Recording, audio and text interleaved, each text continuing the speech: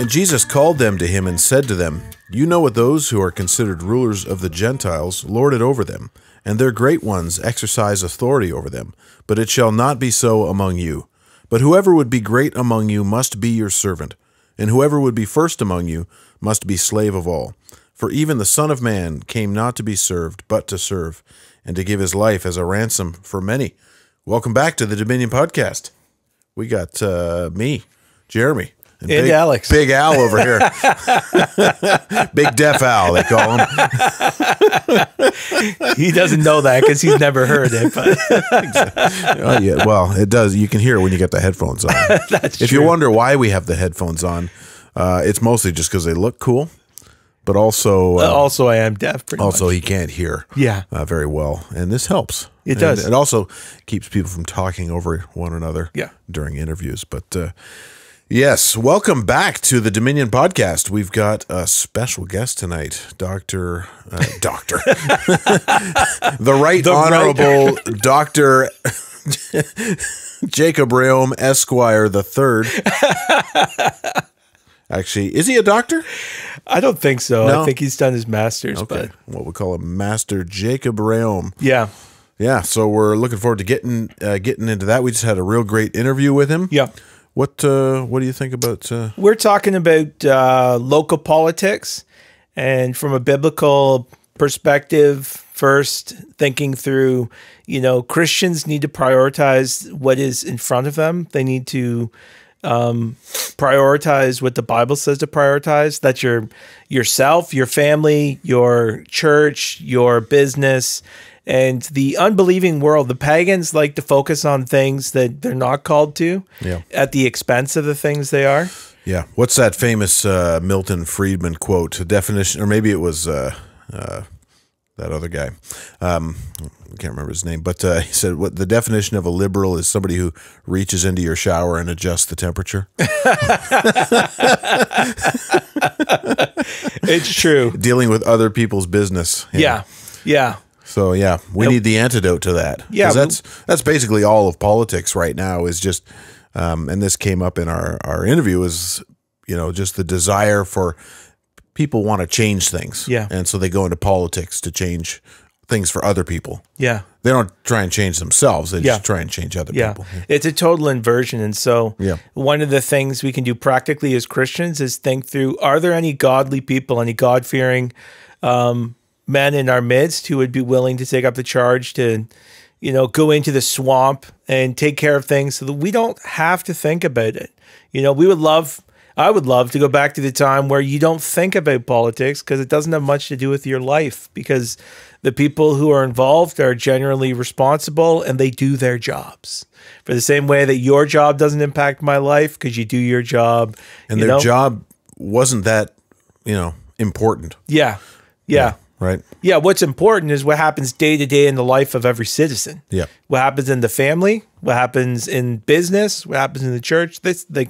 These are the important things. This is real life. Yeah. But increasingly, as those things deteriorate, as we forsake Christ, well, then the solution ends up people look to the idol of the state to fix all of our problems, which it cannot. So we need to get behind people who recognize that, who don't expect the state to be God, who will attempt to limit its power and be a faithful witness. And if they're not, we discipline them. And if they are a faithful witness and get disciplined by the state for it, so be it. Yep. They're in good company. Spare the rod, spoil the MP. Is that what they're saying? That's it, man. I think that's in there somewhere. I don't know. I may have gotten confused with that. Yeah. Well, anyway, we'll get over to that interview. Hope you guys enjoy that. Here we go. All right. Well, welcome back, Pastor Jacob Reaume. You're becoming an alumni on the show now, I guess. What was it called when you're more than a regular guest?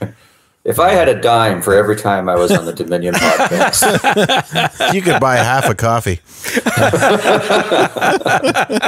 You're an adjunct. We'll call you an adjunct. I don't know all the big seminary terms. You guys help me out here. You're just a blue collar guy. I'm just a working guy. What do I know? But yeah, it's good to have you back, Jacob. And Jacob is a friend of the podcast. He is the pastor of Trinity Bible Chapel in the Waterloo region. And before we get into the topic of discussion, we want to talk about local politics today. And we want to get into Christian engagement at the local level. But before we do that, do you want to give us, I'm sure you're kind of sick of talking about it, but can you give us a very brief summary of the recent decision that you and your church received in regards to your COVID fines, etc.? Yeah, so all of our COVID fines are now resolved, so we can close that chapter and put it behind us, thank God, and we move on to bigger and better things, brighter horizons ahead. Good. As exciting of a time as that was, all my personal fines, all the personal fines of our elders were all dropped, and then they charged us $38,000 plus a 25% victim surcharge. So you're going to hit about $50,000 with that. To the church as a corporation, as an entity, we entered a not guilty plea, but we did agree to a statement of facts. Mm-hmm. Essentially, saying stuff I'd already said on the internet, and that's where we're at. It's done. So you got to pay 25% fee to be a victim in Canada. Is that what that is? Well, you understand that I am the victimizer. Yes, the church has victimized the government in this whole endeavor. Right? Oh, poor! I feel sorry for them. Man, I mean, if they need the money, they can just print it, right? Yeah, or steal it. I mean, same thing. Steal it, print it. They do whatever they want. So that's what they're doing. They are stealing it, frankly. Yeah, weren't you saying this week you realized there was an article that said the average household pays 46% income tax? My income tax bracket this year was 48%. Oh, so that's on top of, once I get the money, I still have to buy stuff with it, which I pay tax on. Yeah. Like, it's ridiculous. Yeah. So basically the government owns 60% of my labor. Yeah. That's bizarre. Anyway, that's a topic for another day. It's very evil. Yeah, it is. Well, thieves and pirates. Thieves and pirates. Yeah. We should make a shirt that says that. Yeah. But we're happy to have you back, and we are happy to see this resolved. It was nice. Yes. I read your post on your church's website, kind of summarizing and then moving on. And you know what? In God's providence, obviously your church has been blessed through this. And I mean, I wouldn't have even known you probably except because of this. And, the Lord works in mysterious ways, and he uses our troubles and our trials and the difficulties to refine us and to work blessings far beyond what we will ever come to know and see. So we're thankful for you and thankful to move forward. There's lots of work to do. Yeah. Speaking of which, you want to plug the conference? Yeah, we have a conference coming up that Jacob is speaking at. We are going to be in Peterborough, February 8th to 10th. It's a call to build. And again, our desire is to kind of move past the last 3 or 4 years and set a vision for the next 50. What should we be thinking about as Christians, as husbands, as churchmen, business owners, educators, all of these things. Now, what do we do? Yeah. And there's enough ink that's been spilled and words have been said about reacting to the crisis around us. Now we need to say, look, what's a 50-year vision? What's a 100-year vision? Multi-generational. So Pastor Jacob will be there sharing with us, amongst others. Got some great breakouts. And yeah, we're hoping that the Lord uses it and that we will look back on these days together as with great fondness. Say that, God really did a good work and set us on a good trajectory. So we'll include a link to register below, and we hope to see you there. But let's get to the topic at hand. I don't know how you want to start the discussion, but well, we want to talk about local politics and speaking about where we can engage moving forward. Where should we put our energies? Where should we put our money? Where should we put our resources? And we need to think biblically about this. And one of the defining, I would say, differences between a pagan worldview and a Christian worldview is that a pagan worldview is defined by the, constant grasping for power. And politics is fundamentally the exercise of power, in one sense. And so it makes sense that the pagans are always clamoring for what Jesus referred to as the upper seat. They want to be at the top of the food chain. They want to be at the levers of power and control. But they do this at the expense of other God-ordained authority and responsibility structures. So, unbelief tends towards totalitarianism. This is not, we talk about communism, we talk about, Islam and all of these totalitarian systems, but they are just really themselves the fruit of unbelief, what the Bible calls unbelief. So totalitarianism is not a symptom of any particular ideology. It's a symptom of the sinful, fallen human heart grasping for authority it does not possess, seeking to control that which it cannot control, which only God can, usurping the limits of creatureliness. That's what totalitarianism is. So I'm not trying to be too philosophical here, but one of the practical outworkings of this is that there is an inordinate concern in the public consciousness with, say, federal politics or even provincial politics.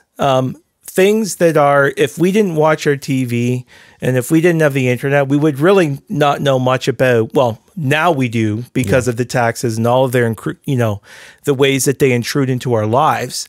But in previous generations in Canada, you didn't really know what the feds were doing, right? What you cared about was who's the local representative in my municipality, who's the mayor, who's the librarian, who runs the corners, these type of things. You cared about those people. Who's on the school board. Who's on the school board. And this is not just, this is what I'm trying to say is this concern with the local is something that we need to return to as Christians. And we need to not get sucked into a kind of pagan view of culture that is only after the highest seat of power. We need to recognize that the secret places, a household that prioritizes going single income and taking the sacrifices in order that a wife can raise her children and be home and, taking the risk of owning your own business and seeking to produce something, being involved in your local congregation. This is an impulse that Christians need to really pick up. Yeah. And I don't know about you guys, but I've noticed even in the, the quote unquote freedom movement world, there can be an inordinate concern with things that are completely out of our control while you overlook things that we could be taking responsibility in. Yeah. So I don't know if you agree with that, Jacob, that basically a Christian outlook on the world should be concerned more with what's in front of it. What can be controlled. I agree. Yeah.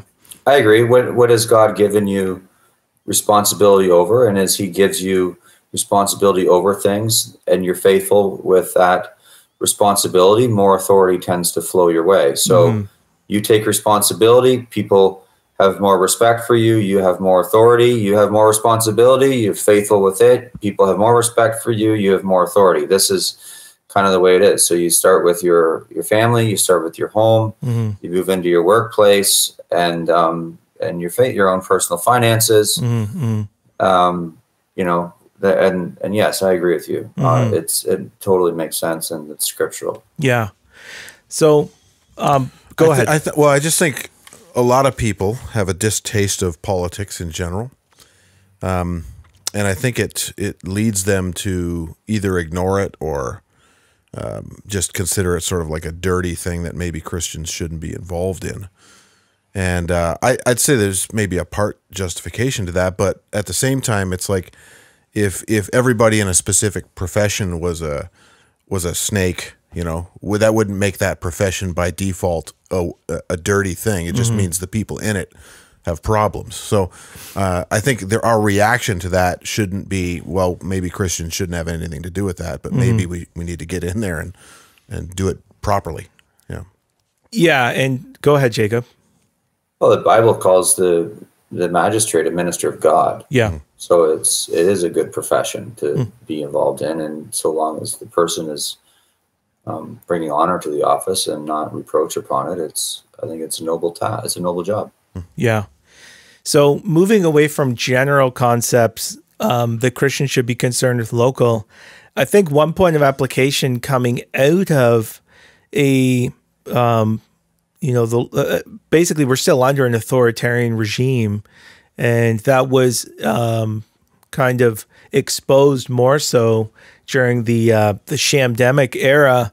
One of the things that we've come to realize and we should think about more is that there's a great need for godly lesser magistrates.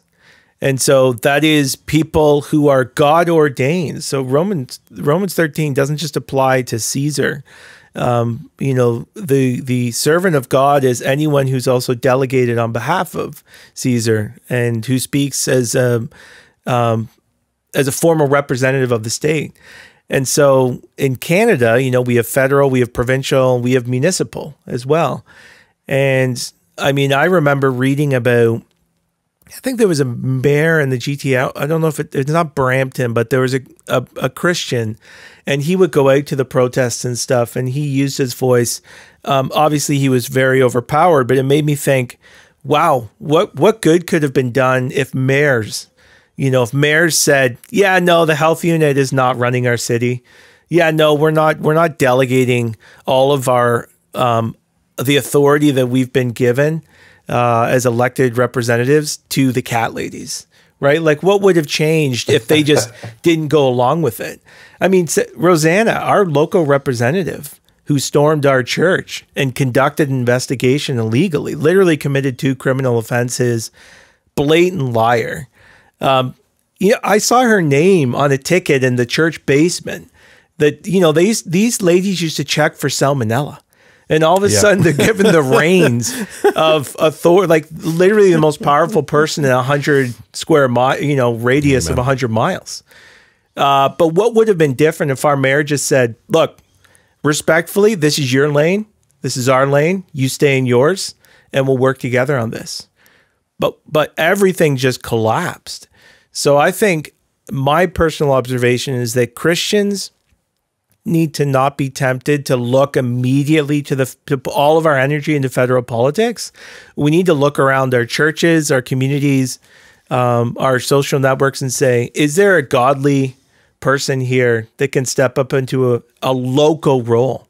Because they can be someone that we rally behind in a lawful way should something like this happen again.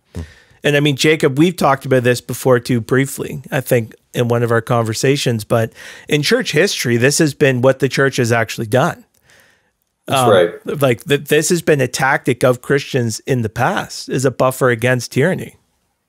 Well, if you hadn't had various lesser magistrates that took a stand for freedom and liberty, you wouldn't have had, I mean, in some cases, the survival of the church. God has providentially used magistrates to, and that's their job. The Bible says they're supposed to be nursing fathers to the church. So they're supposed to provide a perimeter around the church in which she can operate and function properly. And because we have had those in history, God's providentially used it to preserve his church on earth. And you can name them. Some of these magistrates that have been used mightily of God for the advancement of the gospel and the preservation of the church. Yeah. And we're seeing this play out right now, even with Danielle Smith in Alberta. She's not a believer, but she and Scott Moe, for example, in Saskatchewan, are 2 premiers at a provincial level who are resisting what they consider to be unlawful attempts and intrusions by the federal government. Well, this is built into our system of governance. It's a lawful tactic on their part, and it's a good thing.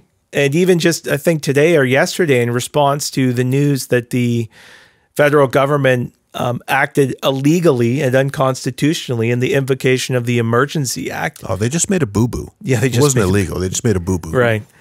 Well, Alberta came out and released a statement. Well, this is a great example of the good that a lesser magistrate can do. It can be a buffer against evil, and it can be a protection for the people underneath its care. And so maybe we'll get into the details with you, Jacob. So you have someone in your congregation. I don't think we have anyone that we know of locally who I would get behind. Not that I know of. No, I don't. There's a few and far between, but you seem to have someone in your congregation who you can you could get behind. Why don't you explain, maybe introduce us to them? The Conestoga-Kitchener riding is the riding that I live in, and it's also the riding that the church finds itself in. And so the way federal politics works is you have your riding, and then the political parties within the riding, they have to nominate the person that they're going to run. And so right now, it hasn't been announced yet, but we're moving into the Conservative Party for Conestoga-Kitchener, announcing a nomination eventually, and you will have to have, there'll be some candidates that will run, and then the candidate who gets the most votes from Conservative Party members will then represent this riding in the next federal election. And if they get the votes, then we'll go to Ottawa. We live in a very interesting riding because it's a bit of a bellwether riding. It's very rural. We might have the last Bible Belt in Canada, or at least in Ontario, in this riding. But yet there's parts of it that stretch into Kitchener. So that might be a little more left leaning. So it kind of goes either way. And it usually, I think, whatever happens in Ottawa, as far as if there's a Conservative government in Ottawa, there's typically a Conservative candidate here. If there's a Liberal government in Ottawa, there's typically a Liberal candidate here. So anyway, there's a man in our church who has decided to run for the nomination of the local Conservative Party. His name's Doug Trelevin, and he's in his mid-40s, and he sold a very successful tech company last year, and he's been trying to figure out what to do now. And he's always been interested in politics, and so he's going to give a run at it as an attempt to get nominated for the Conservative Party, and then if he's nominated, to run in the next federal election and hopefully get into Ottawa. And so he's been invested in our congregation for a long time. And you might know that there was a church that gave us this building. That was Northside Baptist Church. They gave us our building. Well, Doug was involved with Northside Baptist Church since the mid-90s, and so and then I first met him, I think it was probably in 2019 when Northside decided to give us their building. So, it's actually kind of exciting to watch the whole thing unfold, and to have someone that we're connected with involved in this whole process.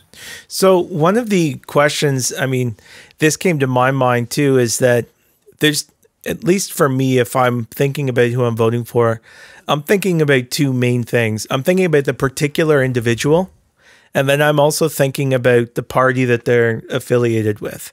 And in some ways, those are inseparable, right? I mean, if I had, an individual who was openly supportive of the Liberal Party and, which condones, I mean, I guess every political party has the issue of abortion, but there are certain social issues that it's just, I'd want to push and say, like, what are you thinking about this? How can you be participating in this? But how do you, go ahead.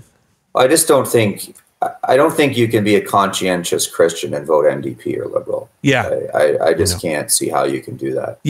But I do think that within the Conservative Party, there might still be room for that, specifically if you have a local candidate running that you like. And I mean, we could talk about how that works if you want, but I'm sure we're gonna. But, I'm curious. I am curious how that works and how much freedom of conscience there is.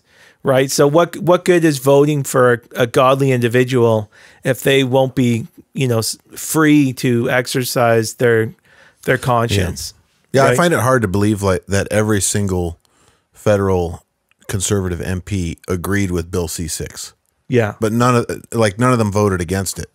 Are you talking about Bill C-4? Sorry, maybe it was C-4, the conversion therapy one, a couple of years back, where they just unanimously voted for this thing. Yeah. But it's not like they all would think that, but somehow they got whipped into voting for it. Well, I think a bunch of them didn't show up, which to me, if you don't show up for work, you shouldn't get paid and yet shouldn't have a job. So they should have been there and showed up and voted against it. So they were a bunch of pansies. I mean, the whole lot of them were in that aspect. There's no doubt about it. Yeah. What's wrong with every one of them? Yeah. And I mean, I to be quite frank, I haven't voted Conservative since Harper. Yeah. And so I mean, I didn't vote when O'Toole ran, and I didn't vote when Andrew Scheer ran. And so I voted People's Party, and because I've been sorely disappointed with the Conservative Party platform. Now, I've always said, though, that was back when I lived in Cambridge. So we moved to a new riding, and Harold Albright used to hold this riding up here, who's a conservative evangelical, used to be a pastor actually, and I would have voted for him even if it was under Aaron O'Toole or Andrew Scheer, simply because, like, I understand how the government's put together, and so Andrew Scheer, O'Toole, Poilievre, all these guys, they represent ridings, right? So they're members of parliament representing a riding, and whoever you send to Ottawa from your riding represents your riding. They're your representative. Yeah. And so really, when you cast a vote, you're looking for someone who will represent you. Yeah. Right. So who represents you when you cast that vote? Yeah. And so I want someone that's going to, carry with them a level of conservatism in the best sense of the word, and with a libertarian flair, I guess you could say, right? And I think that's the three of us would think alike on that. So, and so I didn't vote for when O'Toole ran. I didn't vote when Scheer ran because I didn't like either one of those guys, and I didn't like the candidates that were running locally. So I said, forget it. I'm not going to be bothered with that. But I am enthusiastic, and I'm excited to see where this goes with Doug Trelevin, because I think that he's an honest guy. He's not beholden to anyone. I've known him for a while, and he's invested in our church, so you kind of have an idea of what he's thinking on particular issues. So these.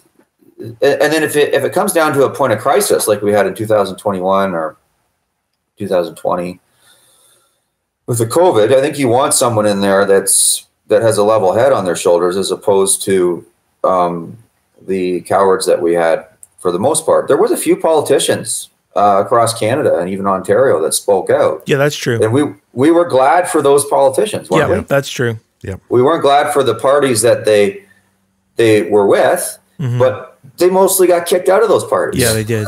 Right? Yeah. So we were glad that they had those seats when we went through a point of crisis. So I don't think we're heading into a season as a country where we're going to have less crises. I think we're going to have more crises because it's just the country's such a deplorable state right now. So I think you want someone in there that you kind of trust their judgment and they have a proven level of judgment. So these are things that you have to think of as you consider who you're going to stand behind and cast your vote for.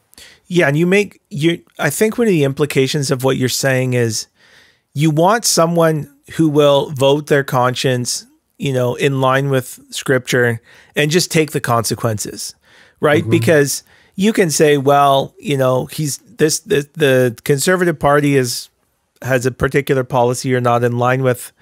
It's like, okay, well, we'll see which way they vote, right? And if they vote in line with what they believe to be true and what is true, then we'll see what the consequences are. And if, I think it's better to have someone with nothing to lose as well. Yeah. I mean, if this guy is not like, I've been in politics since I was 16 and I'm hoping for a pension. Like if this guy you want someone who, if they got fired tomorrow, then it doesn't matter. Right. And I think that's a buffer against the undue pressure of, keeping your job. But it's like he's allowed to vote however he wants, just like any MP. Now there's pressure and there may be consequences for how he votes, but he can literally, as a man, vote whichever way he wants to. So maybe that's what we need to do. It's like, yeah, the Conservative Party has a ton of problems and they need to change a lot of policies. And there's a lot of cowards, and the majority of people are cowards and they're corrupt. It doesn't mean that some good man can't go in there and vote in a godly way and lead in a way that represents his constituents. And then, you see what happened. Yeah, you may get fired, but you may also inspire other people to be courageous as well. Yeah. Yeah. And we've seen that. And we've seen the value of good leadership in a crisis, which we lacked, right? Like the leadership had to come from pastors and truckers and then a few politicians that were willing to stand on their own during the last season. So you want someone that has some character, that's showing you they have some character, that is honest, that, like you said, can't be bought. And you know, I think one of the things you want to do with the politicians that you send, whether it's to Ottawa or Queen's Park, is you want to vote for them and you want to send them there and you don't want to worry about them. Yeah. Like, I got my own job to do. Yeah. Right. I've got 6 kids. I've got a growing church to take care of. Yeah. I shouldn't be thinking about politics all the time, because the people that we're sending are people who have, you know, they have sound and reasonable judgment. Yeah. And therefore we don't need to be terribly concerned about what's going on. And the reason we are concerned about what's going on is because the overwhelming majority of them are people who want to stick their face in the public trough, are people who, you know, they want to, this makes them feel like, oh, look, I've arrived. I found a seat in the House of Commons. And you know, and so you don't want that. You want people that are there for the public good, because they care about what's going on. They're concerned about the future of the country. They're concerned about the next generation. And so you should be able to send people to Ottawa and not worry too much about them. But the problem is the people that are in Ottawa right now, you're worried all the time about them. Yeah. Yeah. What are these people up to next? Yeah. I think that goes along with the kind of idolatry of politics that you were talking about earlier, like that pagan ideal. You know, progressives and liberals, they have an idea of what they want to achieve, like societally, and they go into politics to change things. Yeah. Right. That's the impulse, is like change, hope, you know, like these are the slogans they love. But you know, our slogan should be like, kind of do your job and leave me alone, and fire fire 3/4 of the public servants. You know, like you said, like people of our ilk generally, just like you said, I got a job to do. I have family to take care of. I want to go to my job and take care of my family and mind my own business, not in a selfish, I don't care about my neighbor sort of way, but in a I have primary responsibilities sort of way, and I care about my neighbor by taking care of my responsibilities. Right. So let me get somebody who's in office who's of sound judgment, who understands universal principles of justice, who's demonstrated that they have thrift and know how to manage a budget, and then have at her, right? Yeah. I have staff that report to me in our church. I don't know what they're doing all day. Right. And I don't ask them because they're people of sound judgment. Yeah. So you hire people who are capable of doing the job and you say, have at her, guys. And that's what you want in politics. And we don't have that right now. And so I think to circle back to your question about Doug, who is running locally and who is invested in our church, I think that's kind of where I'm at with it. And so one of the questions I had too, in the relationship between the church and state, someone who is involved, say you have a member of your church who's a member of parliament, they wear multiple hats just like we do. You know, I'm a pastor. I'm also a husband. You know, I'm on the school board. I'm a business owner, part of the Dominion podcast, like all of these things, right? And I have different responsibilities depending on what hat I'm wearing, a different authority. Well, someone who's a member of parliament is still responsible to their spouse as a husband, right? So they're not off the hook. If someone goes to Ottawa and decides that, you know, all the pretty girls like a man in a suit and whatever, he's still responsible to his wife. And the same goes for a church. So, I mean, if this guy or another guy, you know, God forbid, was to do something super shady, you know, something that a Christian cannot do, a disciplinable offense. And I actually think, you know, casting your lot, for example, in support of, say, abortion, or casting your lot in support of gay marriage, like that's a disciplinable offense. Oh, yeah. They should be put under church discipline for sure for that. So that was my question, that you see them, they're not above church discipline. Yeah. Obviously. Yeah. I agree. Yeah, because they're making a blight. Like, we're supposed to adorn the gospel, and then so someone that's going to go in and enact godless laws is becoming a reproach to the gospel, and the church needs to confront that. Yeah, and I think part of the problem of lawlessness in our culture is that there is no discipline. There's no discipline. There's no discipline in the churches, so there's no discipline anywhere. There's no discipline in the churches. It's just complete lawlessness. Yes. So if you have an MP who's a member of a church, they are subject to, obviously, to God, but functionally they're subject to the discipline of that church as well. And that's actually a good limiting factor, a God-ordained limiting factor, and which should be true in all of our lives. Like, this isn't just for the like, I should be accountable to my church. Yeah. You should be accountable to your church. Like, we should all be accountable to our church and undergo the discipline of God, else, lest we're not legitimate children. Yeah, you don't come out from the authority of your elders because now you work for the government. Yeah, exactly. Like, yeah. Right? That doesn't make any sense. No. You're just adding one other sphere of responsibility that you have, but you still have responsibility to your church. And it's like anything in life, right? Like if someone in the church is running a corrupt business, they're going to put under church discipline. Yeah. If someone if someone in the church is running his home poorly, beating his wife, he's going to be put under church discipline. Yeah. And so, you're supposed to be asserting the lordship of Jesus Christ wherever you go. And so this shouldn't really surprise anybody. No. If somebody's invested in a church community, they're accountable to the community that they're invested in. Mm-hmm. And one of the things about if you have a group of Christians that are sending somebody to represent your community, whether it's Queen's Park or Ottawa, and they're surrounding that person, and they're part of the groundswell that gets them there. Yeah. Well, guess what? They're also going to be part of the groundswell that keeps them there. Yeah, of course. Yeah. Right. And so if they start getting if they start becoming agitated with what the representative is doing and what he's standing for, he's going to hear about it, and they'll become a bit of a burr under a saddle. Mm-hmm. Yeah. And that's one of the things. That's one of the crises we have is there's no consequences. Again, this is another pagan idea, right? There's no consequences for your decisions. And even now, it remains to be seen what's going to happen to the government now that the courts have ruled that they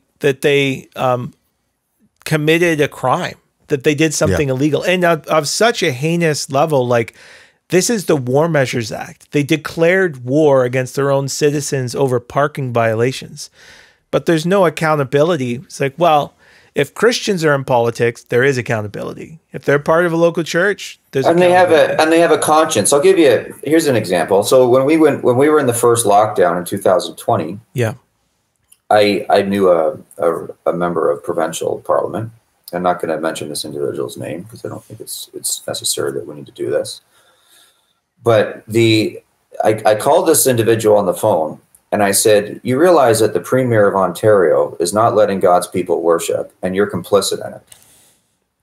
And guess what happened to Pharaoh and to his henchmen when they wouldn't let God's people worship? He killed their firstborn sons. Do you really want to be involved in that? And then this particular representative eventually defected against Ford. So now I'm not saying my strong words did that, but the defection occurred within weeks of that happening. Yeah. So maybe it did. Maybe it rattled that individual enough. But you want somebody in there who has a fear of God. Yeah. So that when that moment of testing comes, and this is what you're actually going to be known for, that you're siding on principle. And so, how do you know if someone has a fear of God? They do by their track record and how they've handled their lives beforehand, and their honesty and what they've done. So these are all important things. Like to me, the Conservative Party is like it's kind of like the NASCAR driver needs somebody to sponsor him to get around the track. So he puts Tide or Bud Light, hopefully not, on the side of his side of his NASCAR, and then he gets around the track. But eventually, he's the guy behind the wheel, right? Yeah, for sure. Yeah. So. Yeah. And he's not drinking Bud Light at home. He's just drinking regular Bud. I wouldn't vote for someone that drunk Bud Light. Yeah, for sure. That's just a step too far. Yeah, that's another world. We don't go down that road. Yeah. Well, that's some good stuff to think about. I'm trying to rack my brain here if I have any more questions about that. But people need to understand how the process works, right? Like, so the process is if you guys have a candidate that's running and they want to get nominated by the Conservative Party, you actually have to have people that buy Conservative memberships and then they vote for him when the nomination is called up. Right. Right. So, I mean, you got to drop $15 on a conservative membership. So you kind of hold your nose to that, but it's the price of playing the game. Right. Yeah. And you do it. So I think that's a good thing. If you have a candidate that's running, to get involved with the party that they're running in, you like them, and then you vote for them and you get them nominated. Mm-hmm. And that's what I've been careful, because I'm trying to walk the line. As enthusiastic as I am trying to walk the line. Like I'm not selling conservative memberships from the pulpit. That's for sure. I haven't done that. And I haven't done it I haven't done it at all, really. Mm-hmm. But I do think that this is something that people should consider. Yeah. You know? Well, and Jesus kind of brings up this point, because a lot of Christians have the understandable conscience issue of their relationship to bad people. Okay. And at what point is my support complicit in wickedness? But Jesus, when asked about taxes and whether or not they should pay them, I mean, there was a trick that was being run on him, as a trap rather, but it was the only reason it was a potential trap is because there is a moral dilemma here, or a perceived moral dilemma. It's like, look, if you pay taxes to Caesar and he does these bad things, are you not complicit? But Jesus, in saying, render to Caesar what is Caesar and to God what is God's, is saying, amongst other things, this isn't his main point, but what's implicit is there is a limit to our responsibility in what Caesar does with his money. Okay, so like my duty as a Christian is to pay my taxes, but what happens when the dollar leaves my house, and to some degree is not my responsibility, or I'll say my responsibility does end somewhere. Because some Christians feel that, and so they feel like, there's no way I'm giving $15 to this party because then I'm complicit with what they do. It's like, well, you can't really untangle society that way. Like, do you pay income tax? Yeah. Right? Like, we know what our tax money goes towards. Yeah, like you already pay taxes. So I think it is a bit of a scam the way they set it up. But the thing is, that's the way they set it up. So if you want to play the ball, you got to do it. Mm-hmm. Right? And so you do it. Yeah. Yeah. And like I said, like I haven't really pushed this very hard. If people ask me what they think about them, I tell them, which is what I've told you, and that's kind of where I'm at. But we pray for them and so on. But I do think that Christians should be involved in this process. Yeah. And if we completely isolate ourselves from the political process, then where's the political process go? We're supposed to be a preserving element in society. Yeah. And then you're just basically handing the thing over to pagans to maybe that day will come when there will be no Christians left in federal politics. Yeah. Maybe it will come. I don't think we're there yet. Mm-hmm. I think my understanding is that the local riding association for the Conservative Party is mostly Christians. Yeah. Well, that's a positive thing. Yeah. Right. That's a good thing. Mm-hmm. And so there's a restraining element. I think the biggest problem we have with a lot of what's going on in conservative politics, and the number of people that are involved in the Conservative Party who profess to be Christians is what they're being taught in their churches. Yeah. And so they haven't come to the understanding of how to think through politics and statecraft from a biblical perspective. And then they quite often see compromise in their churches, and then they're taught implicitly that that's okay. Yeah. Yeah. It's okay to kind of make a halfway statement about something that really matters. Mm-hmm. Or pull a punch. Mm-hmm. But so you want, that if politics are going to change, the church has to change, but the church has to, and when I talk about the church, I'm not talking about the institution or the corporation. I'm talking about the people. Yeah. The Christians have to get involved in the political game and be part of it. Mm-hmm. I'm not super involved, but I'll cast my vote. Mm-hmm. Mm-hmm. Like I said, I'd rather just manage my family and my church, but I want to do my part. Yeah. Yeah, and it's like you said, if you want to stop thinking about politics, one of the best things you can do is try to get someone in there that you can trust. You can delegate that time and effort and energy to, and not think about it. I mean, we've got biblical precedent for this too. I think of Daniel or Shadrach, Meshach, Abednego, or Queen Esther. I mean, there's a lot of examples of this, especially in those contexts where they were. Well, they were probably righteous pagans. They were righteous for sure. No, I mean the governments they served. Yeah. Man, Nebuchadnezzar gave Daniel the name of his god, right? Ahasuerus, didn't he call him that? Right. And he took it. Yeah. Yeah. So we need to think more locally. We need to be concerned with our immediate responsibilities as God defines them, and our families, our actual neighbors, remember those, the people who live beside us, the people we work with day in and day out, the people who we purchase goods from. And one of the ways that we show concern for them is we try to ensure that someone who is trustworthy, capable, God-fearing represents us. And there's a lot of potential values for this in a very bad situation, in a crisis, but even just positively day to day. I mean, let's work towards getting to the place where we all just do our jobs and don't think about it. Well, that's not going to happen if we give the reins to the pagans, because all they want to do is be involved in every single inch of our lives. That's right.